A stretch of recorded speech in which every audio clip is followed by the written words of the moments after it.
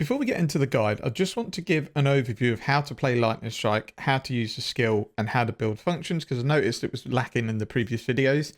If you're comfortable playing Lightning Strike and you've done it before, and you've used Vigilant Strike before, then you can skip to the next section. But really, this is for people that might be looking to play this build for the first time, because there's a few key things that you need to do to make sure you're doing the right amount of damage. If you don't follow certain steps, you could be doing sort of 30 to 40% less damage, even more in some cases. So the first thing I wanted to cover off is Vigilant Strike. We have it linked to Ancestral Call to make it easy to hit enemies. And we also link a Fortified Duel up to it because it gives a tiny bit of a boost in the duration, but only a couple of seconds. All you need to do is hit this around every 20 seconds. And you'll see in the top right left-hand corner there, I've now got Fortify. This is 20% less damage taken, so we always want this up.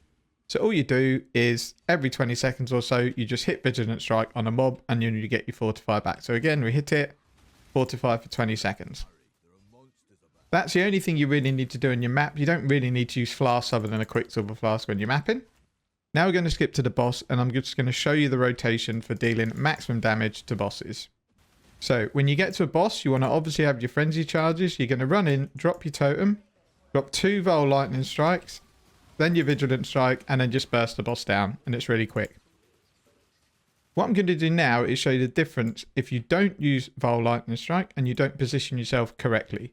So now we've got to the boss, we're not going to use Vaal Lightning Strike, and we're not going to worry about positioning, we're just going to run straight in, drop a totem, and now look at the difference in damage. That's what happens when you don't position correctly and you don't use Vaal Lightning Strike. Now, it isn't always possible to position because sometimes the boss keeps running around. If that's the case, in all honesty, on map bosses, your Vaal Lightning Strike, 2 of them will kill most map bosses anyway, and all the big bosses in the game are always pretty stationary, so you can always position properly. So that was just a really quick intro to show really the key bits to remember when you're playing the build, and now we'll jump straight into the guide.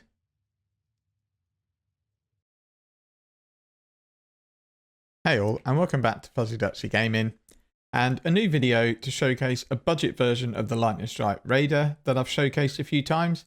This version can do T16 maps and conquerors pretty comfortably. I've just purchased every item and jewel on this character for just over 3 exalts. It could be done cheaper, I just wanted to get it all done in one go to get the video out, but if you could take your time for a couple of hours to buy the items, you'd easily get it for under 3x. That price also includes recoloring, linking, socketing any of the gear, along with any extra crafts that we've had to put on top. I am going to be streaming this build on Twitch today and putting it through its paces, so if you can drop by, if not, the VOD will be up for 3 months anyway. There's a path of building in the video description for this character, along with all the gear that I'm wearing. There's also detailed notes on how to search for these items and how to craft the extra bits that we need.